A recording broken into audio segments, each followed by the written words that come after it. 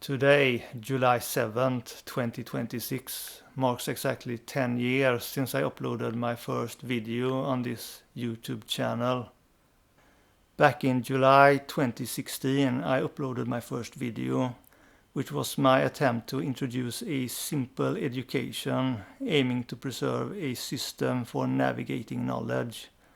The name Timeless Education sounds ambitious, but I was actually aiming for something small but useful, something easy to memorize but valuable and potentially transformative. I should probably just have called it a wisdom compass, but to call it that is perhaps a bit reductive. And so I was going to combine this 10-year anniversary video with the yearly update video, but after rewatching the previous two updates, I realized that I already covered most of what is still going on. I would like to think of this video as marking the end of the first period or phase of my Timeless Education project. The first phase or period, the first 10 years, was an attempt to try and articulate this system and ideas, spread them, grab people's attention, get reactions and feedback from people, and so on. Basically to get people to find it. I would say that I succeeded only in the most basic sense. It looked dire for the first 2 years, but then I managed to get a little over 1,000 subscribers, which isn't much, but it is a larger following than anything else I have done, and probably larger than anything else I will do. It means that I have a platform where I can potentially reach some people, which is something I value, because it wasn't easy to get.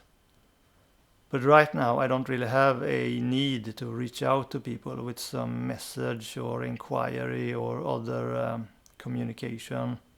You know, whatever people use their platforms for.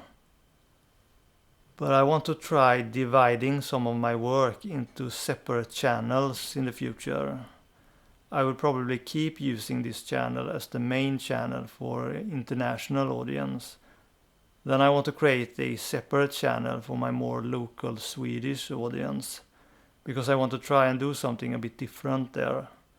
And then I want to do a separate channel for the human energy type factors, but probably keep that in English, so that this channel does not get cluttered up with that stuff too much. I want to reach different types of people for different reasons. And it is hard to do that if I try to do everything on just 1 or 2 channels. Of course, this means my production and content on each channel will be even smaller and slower. But my goal is to finish things, not keep producing content for the sake of producing content.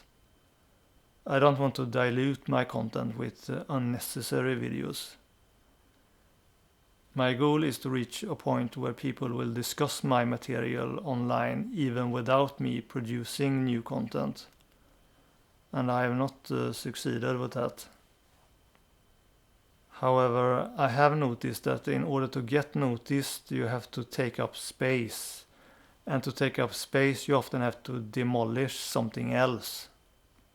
That's how I started getting subscribers in the first place, by basically calling out and criticizing a few select YouTubers.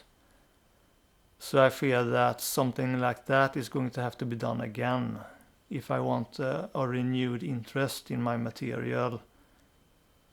But there is a lot of problems that come with that, such as people wanting me to criticize more people and continue doing that, when that was not the original idea. This dilemma comes up for a lot of YouTubers. When one video blows up and gives you attention, do you try to do more of that one thing, even if you prefer to do other things? And I am not doing the same thing over and over again. I am fundamentally a creative person. I can't stand being stuck with just one thing for too long. Anyway, 10 years. It feels like it's been more than 10 years. because of all the time and energy I spent on this up till 3 years ago. I'm not sure I'm going to keep making yearly update videos. The previous update videos are still relevant. I don't have anything to add at the moment. Someone last year wanted me to comment on our current movement in history. What's going to happen to Europe, China and so on. And I don't know, because the world is made to be unpredictable. The lack of predictability is what makes the world interesting, like in a game. But it does seem obvious to me that we are currently in the middle of a chaotic transformation point between a previous temporary but stable human civilization point and a future temporary but stable human civilization point. People who are knowledgeable about the period of human civilization when the printing press was invented have drawn some interesting parallels and can probably say more about it than I can.